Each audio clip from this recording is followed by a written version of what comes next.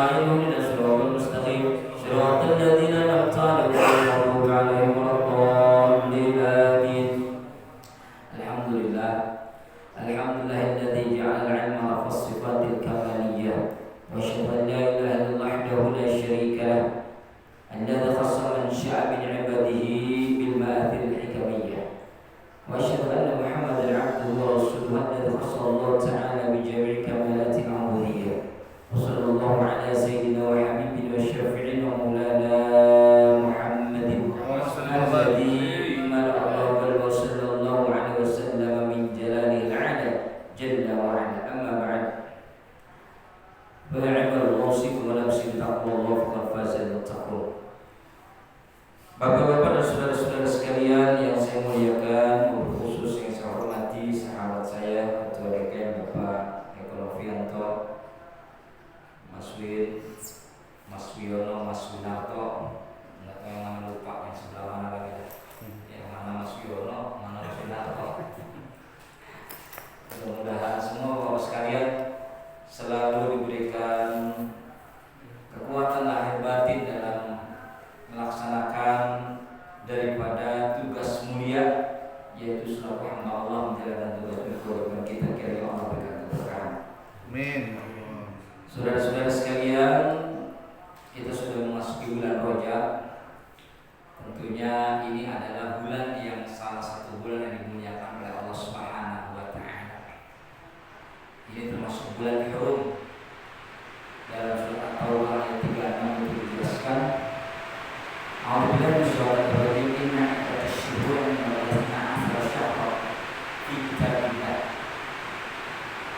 Bahwasanya di dalam bilangan bulan menurut Allah itu ada 12 bulan. Pihak takut dari dalam bulan ini 12 bulan itu ada 4 bulan yang termasuk bulan hurum, bulan yang diharamkan, bulan yang dimuliakan oleh Allah Subhanahu wa taala. Bulan apa saja? Bulan Dzulqa'dah, Dzulhijjah, Dzulhijjah, Dzulqa'dah, Dzulhijjah, Muharram, dan bulan Rajab. Tiga-tiganya itu berurutan, 3 bulan berurutan, 1 lompat lumayan jauh.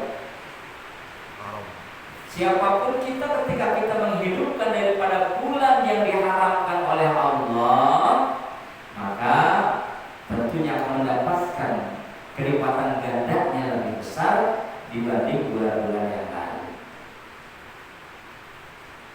Tetapi kalau dibalik, kalau kita melakukan kejelekan, keburukan, kemaksiatan, maka balasannya juga lebih besar. Tuh, yang nyolong biasanya dosanya itu 1 kali lipat misalnya. Nah, bulan Rajab dia nyolong, wah berlipat-lipat. Nauzubillah min dzalik. Makanya kita perbanyak amal kebajikan. Tingkatkan ibadah kita. Kalau ulama-ulama dulu masuk bulan Rajab, beliau sampai bulan Sya'ban 2 bulan beliau berturut-turut berpuasa. Karena apa? Ingin menghadapi daripada bulan suci Ramadan. Kenapa berpuasa? Karena memang puasa salah satu ibadah yang memang disenangi oleh Nabi.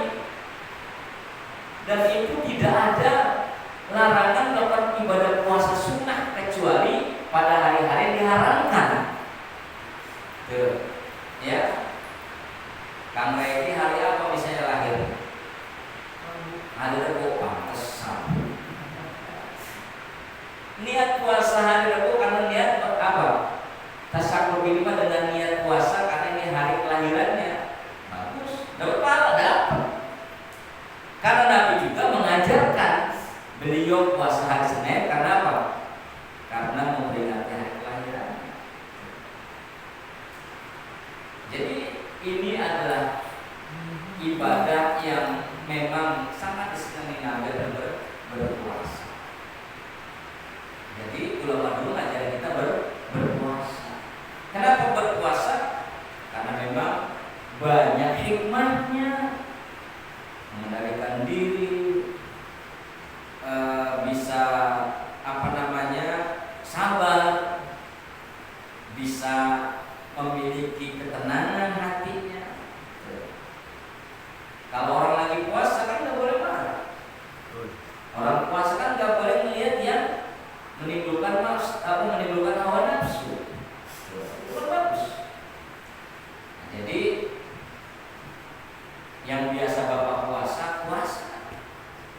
tanggal 1 sampai akhir Rajab, menyambung bulan Sya'ban, cuma pas akhir Sya'ban ya kita nggak perlu puasa ya, karena bentar lagi mau Ramadan, kita istirahat. Ulama dulu gitu.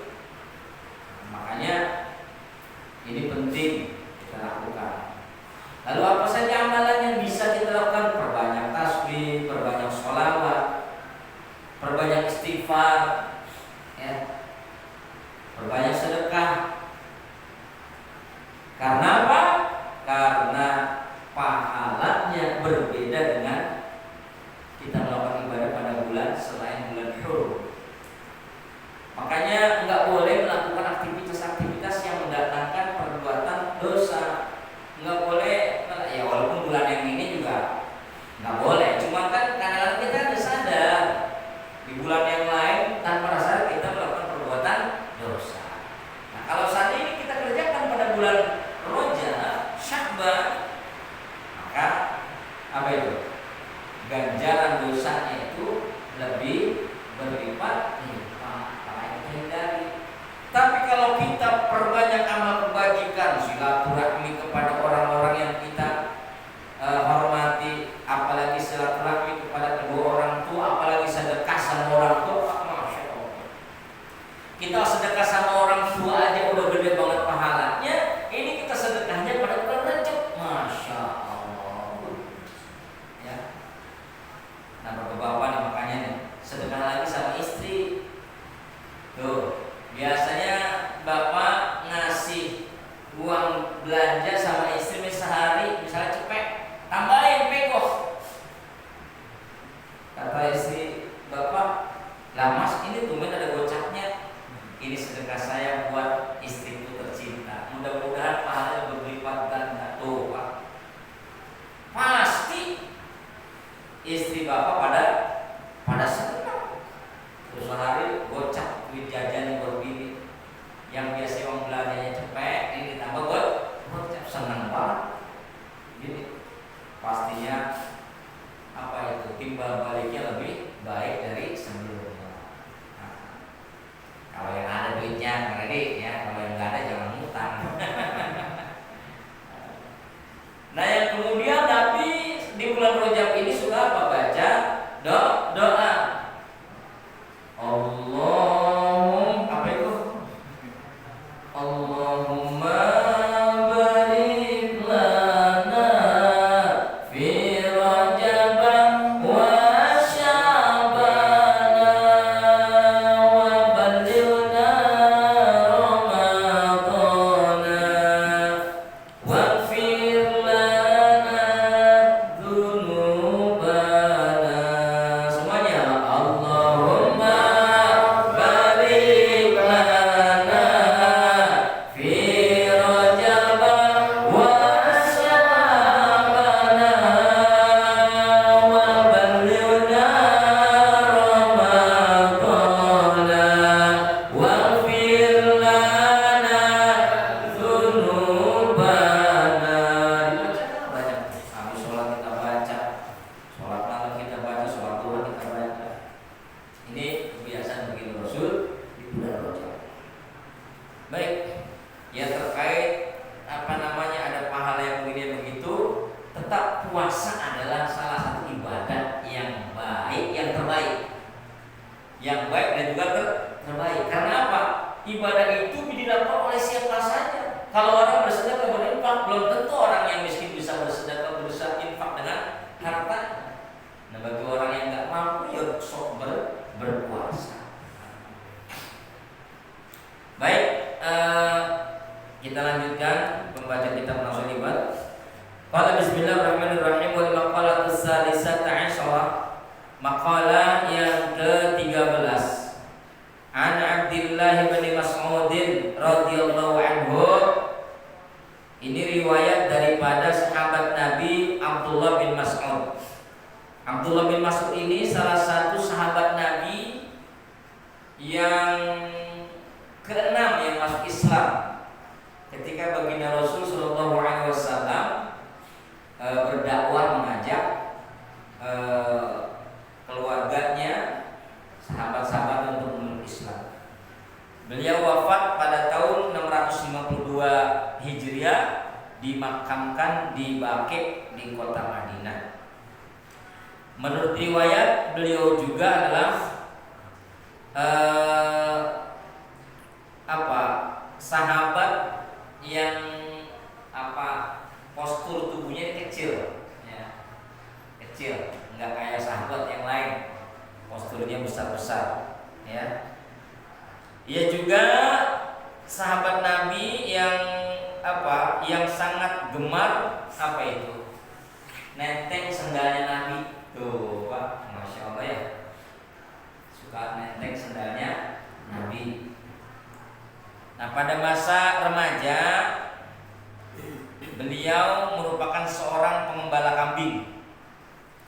Setelah kejujurannya masyhur di tengah masyarakat, bahkan sampai disaksikan oleh baginda Rasul Nabi kita Muhammad SAW dan para sahabat yang lainnya, ya, beliau menawarkan diri sebagai pembantunya baginda Rasul, khidmat beliau kepada baginda Rasul. Senang banget, ya.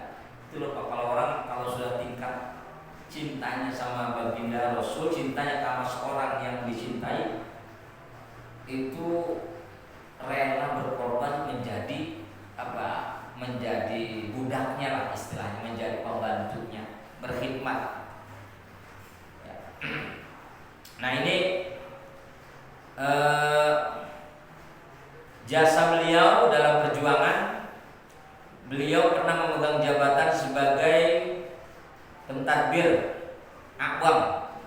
Jadi kalau ada penjelasan dari baginda Rasul yang tidak dipahami oleh orang-orang awam, nah ini beliau ini juru bicaranya. Juru bicaranya dulu kan lagi zaman Gus Dur, banyak orang yang nggak paham bahasa Gus Dur. Maka ada pendampingnya, ada dulu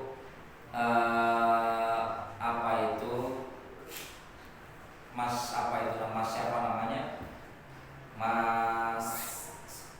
Auf, ya. Itu dia selalu bisa menjadi juru bicaranya, termasuk banyaklah dulu juru bicara Gus Dur itu. Banyak orang yang nggak paham, Nah, ini Abdullah bin Mas'ud, beliau ini salah satu jubirnya Nabi Muhammad untuk kalangan orang-orang awam. Beliau juga termasuk sahabat Nabi yang masa kehidupannya cukup lama, makanya beliau termasuk tua, wafatnya juga paling tua, ya, enggak seperti yang lainnya. Nah, ini salah satu sedikit riwayatnya Abdullah bin Mas'ud. Apa kata beliau? Qala, berkatalah beliau, arba'atun minal khisali, ada 4 perkara min zulmatil qalbi, ada 4 perkara yang min zulmatil qalbi, yang bisa menggelapkan mata hati. Banyak orang yang gelap mata, maksudnya gelap mata hati. Orang berbuat zina, orang membunuh orang memenggal kepala orang. Itu di ISIS itu kan begitu ya. Kenapa? Karena udah gelap mata, maksudnya gelap mata hatinya. Orang yang gelap mata hati, dia tidak akan pernah ada dalam hatinya keimanan kepada Allah. Melakukan apapun perbuatannya yang memiliki nilai-nilai yang berdosa, itu sedikit pun tidak ada keimanan ketika dia berbuat. Nggak ada. Walaupun kelihatannya baik, tapi di dalam hatinya tidak sesuai dengan tujuan kebaikannya. Hanya pencitraan misalnya, hanya ingin memiliki tujuan tertentu misalnya. Nah, ini orang yang menyebabkan gelap hati, kata Abdullah bin Mas'ud,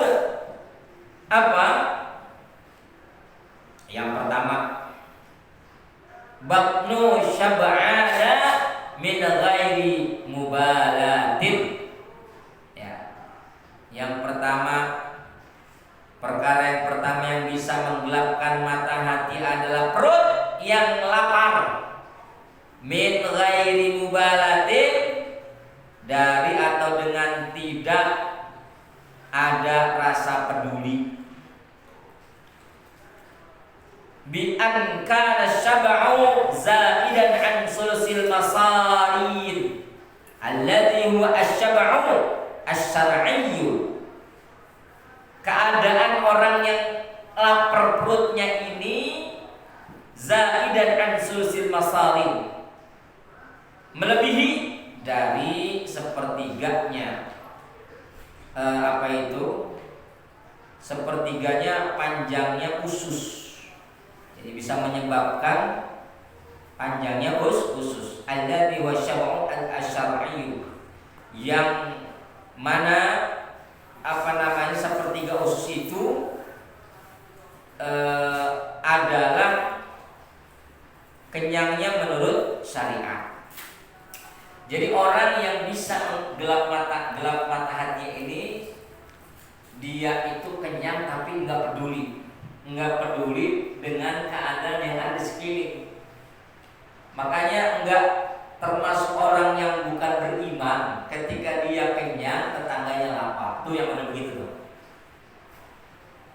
Kenyang ini bisa menyebabkan mata hati kita buta. Makanya kalau makan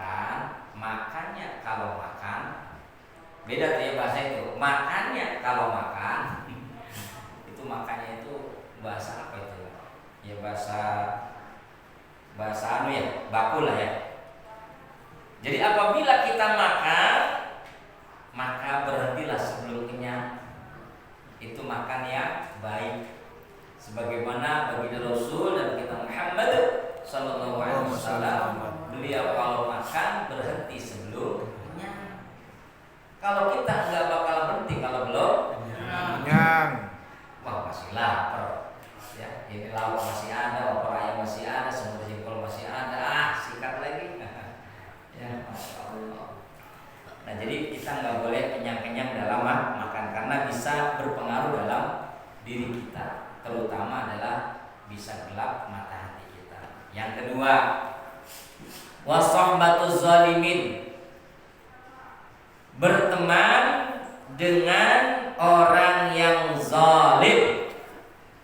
Orang yang berteman dengan orang zalim, dialah orang yang nanti hatinya bakalan gelap.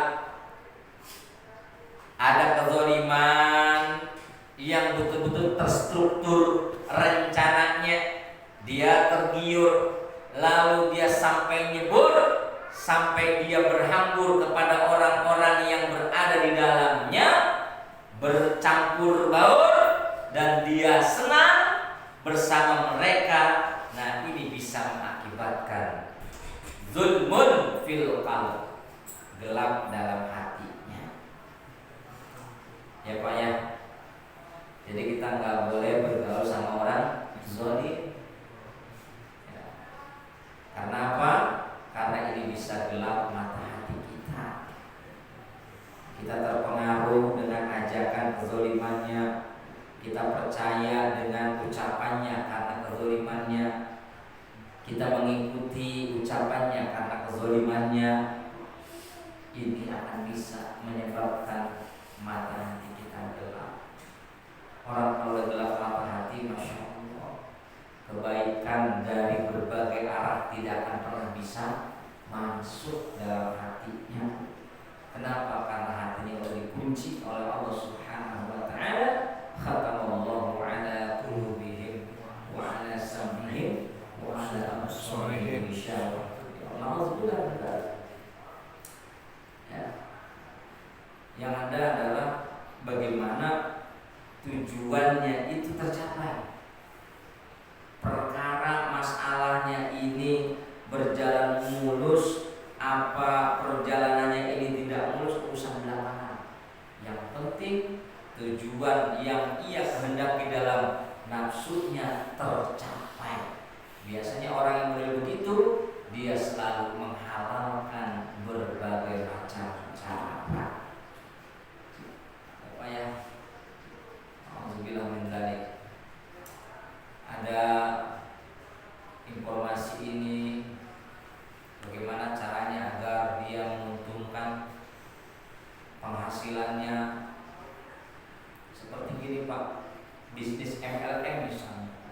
bisnis yang zalim, Pak. Karena apa? Karena yang besar hanya untuk atasnya aja. Don apa itu namanya? Donon. Upline-nya pada susah payah, seradak seluk, yang atasnya kesenangan. Ayo lu cari-cari ya, cari itu. Ntar pokoknya dapat pesanan ente kalau nyari si A ini punya ABCD, kemudian si B-nya juga punya ABCD, ente bakalan dapat keuntungan yang berlipat ganda. Tuh. Apalagi kalau cabang-cabangnya itu juga punya cabang-cabang lagi. Tuh, udah. Itu bisnis yang zalim, Pak. Kenapa? Karena hanya memperkaya yang di atas. Yang di atas menguncang-uncang kaki, yang di bawah masuk sang sumber tidak sampai ke bawah. Ya Pak ya. Nah ini kalau kita merasa senang dengan demikian, waduh, ini termasuk adalah apa itu suhbatul zalim, berteman dengan orang-orang yang zalim. Nah kalau kita melihat keadaan di masyarakat kita ada kezaliman, jangan pernah kita terpengaruh, jangan pernah kita ikut-ikutan. Kita menilai si A ini zalim. Ketika kita tegur, ya sudah cukup kita tegur dengan cara yang baik. Dan kita nggak boleh mempengaruhi diri kita bisa berpengaruh pada dirinya, jangan. Karena kalau kita bisa terpengaruh pada dirinya, berarti kita sudah bergaul dengan orang yang zalim. Lalu bagaimana upaya kita, Pak Ustaz? Berdoa dan jangan lupa banyak baca sholawat. Allahumma sholli ala sayyidina wa asyghiliz zalimin bizzalimin wa akhrijna min bainihim salimin wa ala alihi wa ashabihi ajmain. Kita baca itu biar kita selamat dari orang-orang yang zalim. Siapapun, apakah kelompok, apakah organisasi, apakah gerakan, kalau dia memiliki nilai kezaliman, ya jangan diikuti. Dan kita nggak punya kemampuan untuk melawannya, kita berdoa. Salah satu kita baca sholawat tasyihil tuh, itu wajib. Ya, kita baca sholawat tasyihil. Yang keempatnya. Yang keempat apa kelima? Ketiga wanisyanul dzunubil madiyah. Nah ini nih. Orang yang bisa gelap mata hatinya, wanisyanul dzunubi al madiyati. Lupa sama dosa-dosa yang udah dia kerjakan. Sama dosa-dosa masa lalu enggak pernah diingat. Malah dia punya potensi untuk apa? Bi antaf'ala anha min ghairin min. Bahkan ini punya potensi untuk selalu mengulangi perbuatan-perbuatan dosa yang pernah dia lakukan masa-masa lalu, bighairin min, tanpa sedikit pun merasa ada rasa penyesalan. Ya Allah, Pak. Enggak ingat sama dosa-dosa masa lalunya, enggak ingat sama dosa yang kemarin, enggak ingat sama dosa yang kemarin yang udah dilakukannya, malah dia ingin mengulang kembali perbuatan dosa yang pernah dia lakukan pada masa yang lalu, bighairin, tanpa ada rasa penyesalan. Ini yang bisa mengakibatkan zulmun fil qalb, gelap mata hatinya, Pak. Dia udah tahu main judi itu adalah dosa, ya. Dia lupa sama dosanya. Udah tahu ninggalin sholat itu adalah dosa, dia nggak sadar kalau ninggalin sholat adalah perbuatan dosa, bahkan terus dilakukan berulang-ulang, bighairin, tanpa sedikit pun ada apa? Penyesalan. Ya Allah. Nauzubillah min. Insya Allah di sini nggak ada. Saya lihat ini, orang soleh semua.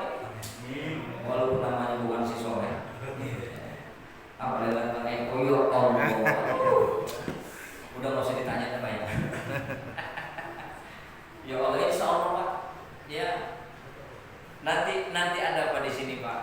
Bagaimana kita menghindar daripada bisa terhindar dari gelap hati? Nanti ada penjelasan lagi atau ada tips lagi dari Abdullah bin Mas'ud. Makanya ini luar biasa Pak. Kita ngaji ini Pak, ngaji Nasohul Ibad ini untuk apa? Untuk al-isti'dad liyaumil ma'ad, untuk bekal persiapan kita untuk apa? Menghadapi hari esok. Makanya apa? Kitab ini sebagai munabbihat, sebagai apa? Peringatan buat kita yang banyak apanya? Banyak lupanya.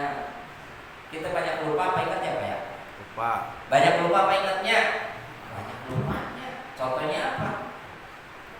Apa contohnya? Lupa bayar utang. Itu mah bukan lupa bayar utang, ya. Ngaja. Disengaja. Kebanyakan begitu, dilupa-lupain. Oh, selesai lupa.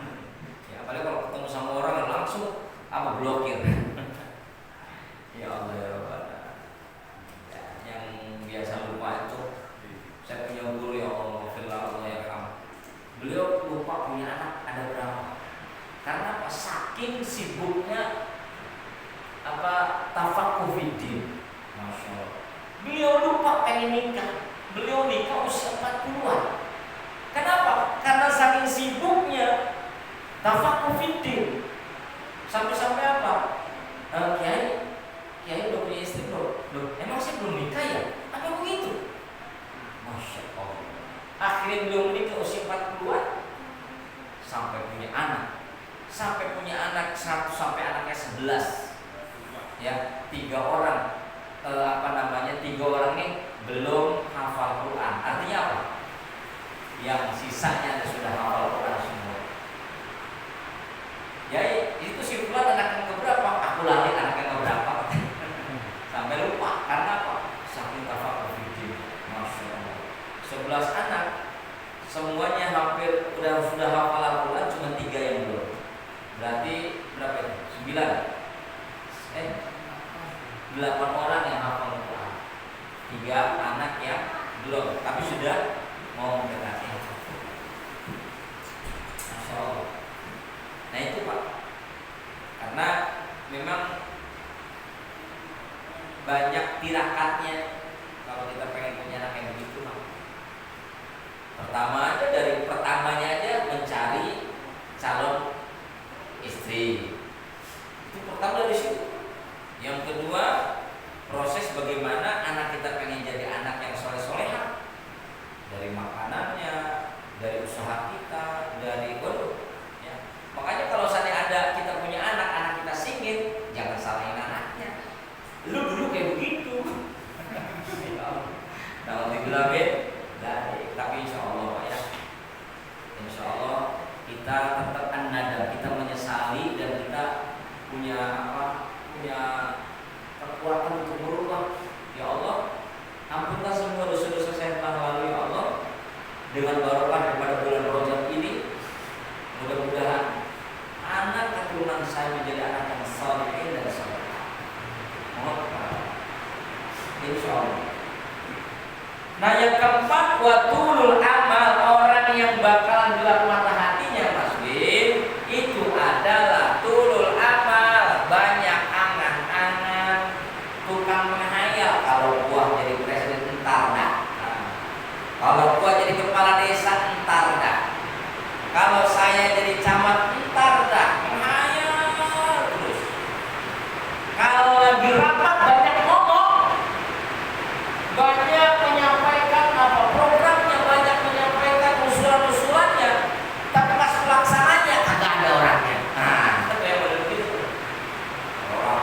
Begini, menurut pendapat saya, kalau seandainya, tapi pas ketika pada pelaksananya, nah orang ada ya Allah, ya. Tulul amal, panjang angan-angan pada suatu ketika. Enak banget ya kalau seandainya saya punya mobil, bisa kesana kemari, bisa ngantar tetangga, bisa ngantar orang sakit, bisa jalan-jalan. Kalau punya mobil enak kan? Bagaimana cara dapat punya mobil? Barangkali harus punya usaha dulu dia melihat tukang tukang motor Gojek, wah nggak mencukupi bisa beli mobil, mendingan kredit mobil, tapi gimana caranya? Terus menghayal terus, lagi menghayal, dia disuruh beli telur sama emaknya. Tong beli telur sekilo, oh iya, ketika disuruh beli telur sekilo, dia beli ke warung telur sekilo, melihat di warung itu telurnya banyak, akhirnya dia menghayal lagi, enak juga itu tukang telur ya.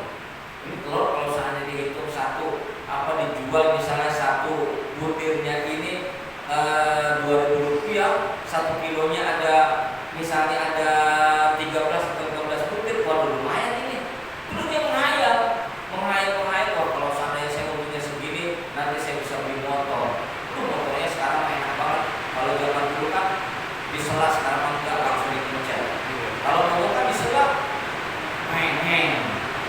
Dia nggak tahu lagi nginjek pedal, telur di bawahnya, jempreng, nggak tahu apa nginjek telurnya, telurnya pecah. Nah orang-orang yang selalu menghayal panjang angan-angannya itu bisa membutakan mata hati kita. Wahwa tarok kubu ma yustaba'adu rusulahu. Orang yang tulul amal itu adalah orang yang selalu tarok kubu. Apa istilahnya? Berangan-angan sesuatu yang semestinya nggak mungkin dia dapatkan. Ya, dia menganggap saya bakalan jadi orang kaya, tapi nggak mungkin dia jadi orang kaya. Harus kaya terus. Itu namanya tulul amal. Jadi panjang angan-angannya, selalu berangan-angan. Andai kata umpamanya jikalau seandainya saya selalu begitu. Ya Allah, dia berangan-angan enak kalian punya bini 4, ya 2 malam di istri pertama, malam Senin, malam Selasa di istri pertama, malam Rabu, malam Kamis di istri kedua, malam Jumat, malam Sabtu di istri ketiga, malam Minggunya di istri yang paling muda. Enak banget ya, bingung aja tuh sama emak bocah yang di rumah, dia menghayal begitu sama bini yang terkotor itu terus menghayal. Ini namanya tulul amal. Ya, jangan pernah kalau kita menghayal pengen punya bini 4. Jangan. Kenapa? 1 aja orang habis, 1 aja orang terus. Ya, apalagi 4. Ya. Wa an Ali, dan dari Sayyidina Ali, karramallahu wajhahu, semoga Allah memuliakan daripada wajahnya, anna Rasulullah sallallahu alaihi wasallam, bahwa sesungguhnya Rasulullah sallallahu alaihi wasallam qala, bersabda, inna asyadda ma atakhawwafu alaikum khoslatani ittiba'ul hawa wa tulul amal. Inna asyadda ma atakhawwaf, apa kata baginda Nabi, sesungguhnya yang yang teramat saya takuti. Inna asyadda ma atakhawwaf, sesungguhnya yang teramat sangat yang teramat saya takuti, alaikum, atas diri kalian, khoslatani, 2 perkara. Kata Nabi, saya sangat khawatir, sangat amat khawatir kepada kalian semua terhadap 2 perkara. Kata Nabi, apa yang pertama? Ittiba'ul hawa, dan yang kedua watul amal. Yang saya khawatirkan kepada kalian semua, wahai sahabatku, yang pertama adalah memperturutkan hawa nafsu dan panjang angan-angan, karena kedua perkara ini akan merusak mata hati kita. Fa amma ittiba'ul hawa, apa alasannya Nabi khawatir dengan diperturutkan hawa nafsunya. Kata Nabi, fa innahu ya'dilu 'anil haqq, maka bahwasanya akan bisa menyimpang daripada kebenaran. Itu kalau orang yang diperturutkan oleh hawa nafsunya bisa menyimpang daripada kebenaran. Benar aja Pak. Kalau kita diperturutkan oleh hawa nafsu, misalnya saya pengen beli mobil, bisa kan dengan cara kredit, mengajukan ke leasing, mengajukan ke bank, dia mengajukan dana untuk beli mobil, sementara penghasilannya tidak rasional. Gaji sebulan 5 juta misalnya, dia mau punya beli mobil, sementara bulanan cicilan mobil ini paling murah 3 juta. Tinggal berapa gajinya? 2 juta. Iya kan? Sehari makan buat anak bini paling banter 100 ribu. 100 ribu kali 30 hari berapa? 2 juta. 3 juta. Gaji 5 juta, makan 3 juta. Berapa? 8 juta. Anak bayaran sekolah, anak jajan sekolah, anak sehari 10 ribu jajannya, 10 ribu kali 30 hari berapa? 300 ribu. Anaknya ada 300 ribu kali 3 berapa? Berapa? 900. 900 berarti 8 juta 900. Masya Allah. Belum buat listriknya, belum buat iuran sampah RT-nya. Bayangkan. Ini namanya apa? Fa innahu ya'dilu 'anil haqq, apa kata Nabi, akan menyimpang dari kebenaran. Benar. Banyak orang yang masalah kehendak. Gara-gara apa? Gara-gara diperturutkan hawa nafsunya. Apalagi panen hawa nafsu kita ini Pak. Kata Allah Subhanahu wa ta'ala, "A'udzubillahi minasyaitonir rajim. Zuyyina lin-nasi hubbus syahawati minan nisa'i wal qanatir wal nisa'i wal banin wal qanatir al-qantar." Manusia itu, terutama laki-laki, dihiasi atau digandungi oleh keinginan nafsu untuk apa? Menyenangi sesuatu yang diperlukan hawa nafsunya. Yang pertama adalah wanita, yang kedua anak-anak, yang ketiga harta, yang keempat kedudukan. Ini adalah ittiba'us syahwat. Ini bisa memperturutkan hawa nafsu.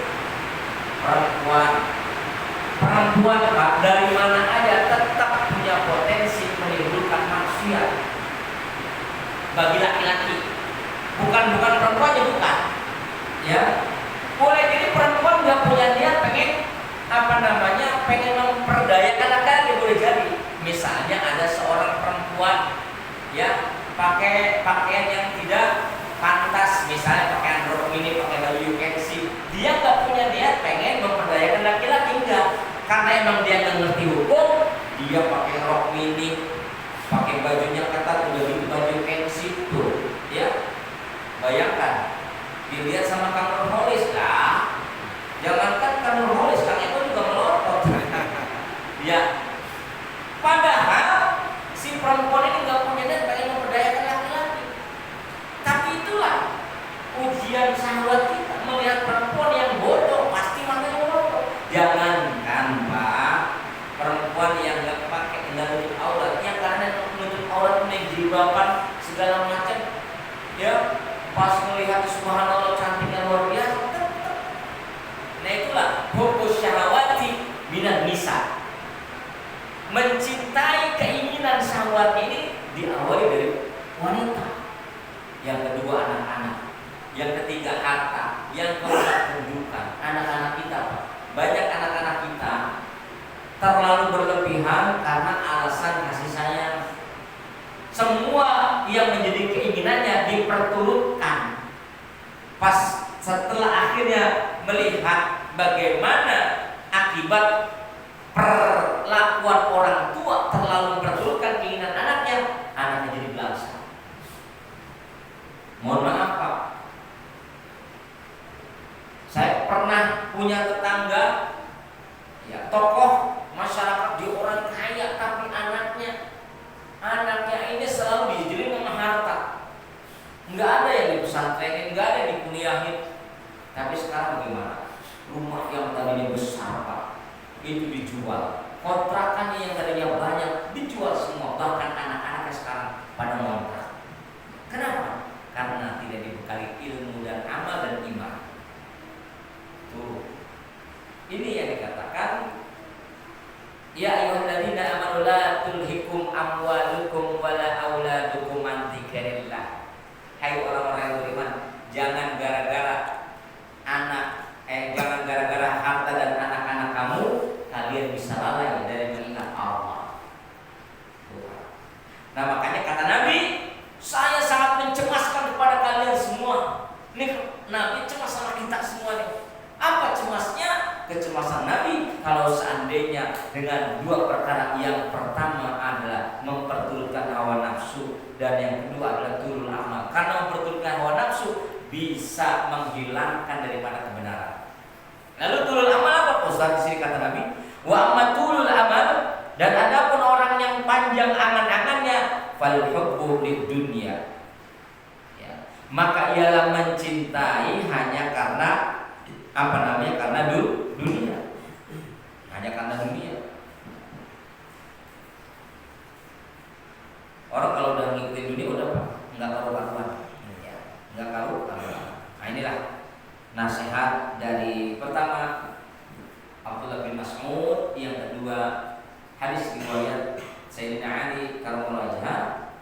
Ini yang harus kita belajar dari mereka-mereka, karena para sahabat Nabi sudah melakukannya.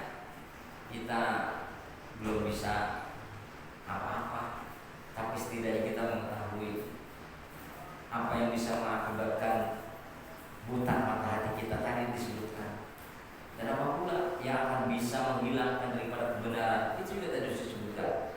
Oleh karenanya mari nasihat Abdullah bin Mas'ud dan juga baginda Rasulullah SAW kita jadikan pegangan buat kita, agar kita jangan sampai gelap mata kita. Subhanallah wa bihamdika, asyhadu an la ilaha illa anta, astaghfiruka wa atubu ilaik. Mohon maaf, Assalamualaikum warahmatullahi wabarakatuh. Waalaikumsalam warahmatullahi wabarakatuh.